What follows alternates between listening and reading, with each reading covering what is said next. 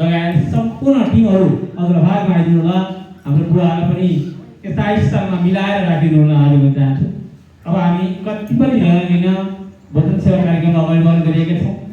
आज मिति 2083 1 महिना 4 गते दिन त्यहाँदेखि माता पिता औँसीको दिनमा हामीलाई दिउँसोको खाजा सेवा सबै अर्पण गर्ने निमित्त दुवटा परिवार एउटा आफ्नो जन्मदिन र अर्को आफ्नो बुवा आमाको सम्झनामा दुवै परिवार यहाँ उपस्थित भइसक्नु भएको छ।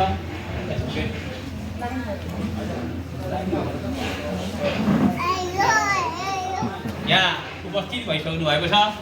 यहाँलाई सबैजनाको जोरदार तालीले स्वागत एवं सम्मान। सबैले नमस्कार। नमस्कार। जय मानव सेवा। जय मानव सेवा। एउटा सुन्दर भनाइ छ, एउटा सुन्दर दृष्टान्त छ।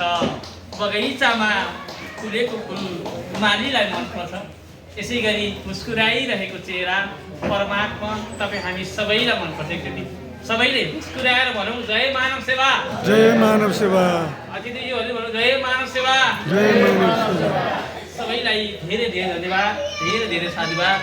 विशेष रूपमा आज पोखरा 18 खपौदेखि आदरणीय बुवा आफ्नो 89औं जन्मदिन परेर यहाँ पसिनुहुन्छ। आदरणीय बुवा दिल्लीराम तिमीसेना बुवालाई उठेर सबै सामान सब परिचित भइदिनु हालिदिनु सबैजना जोरदारले गर्नु।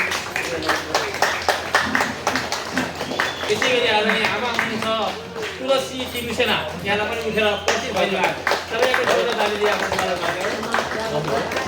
यसै गरी छोरा हुनुहुन्छ दुर्गा दत्त तिमीसेनाज्यू, यहाँलाई पनि परिचित भइदिनु सबैजनाको जोरदारले स्वागत। यसै गरी बुहारी हुनुहुन्छ बिजु तिमीसेनाज्यू, यहाँ पनि सबैजनाको जोरदार तालीले स्वागत गरिदिनु। यसै गरी छोरा हुन्छ रामप्रसाद तिमीसेनाज्यू, सबैजनाको जोरदार तालीले उहाँलाई स्वागत गरौँ। यसै गरी बुहारी हुन्छ सपना तिमीसेनाज्यू।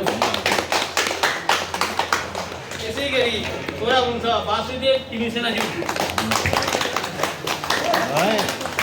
यसै गरी भिनाजु हुनुहुन्छ आदरणीय गोपीचन्द्र अधिकारीज्यू, सबैजनाको जोरदार। यसै गरी हुनुहुन्छ लक्ष्मी अधिकारीज्यू। यसै गरी भिनाजु हुनुहुन्छ पशुपति सुवेदीज्यू।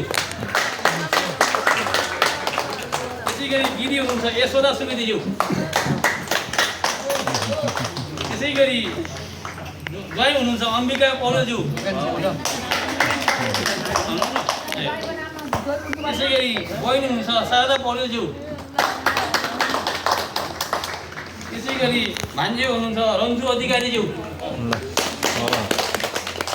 यसै गरी भान्जे हुनुहुन्छ अनिसा पौडेलज्यू।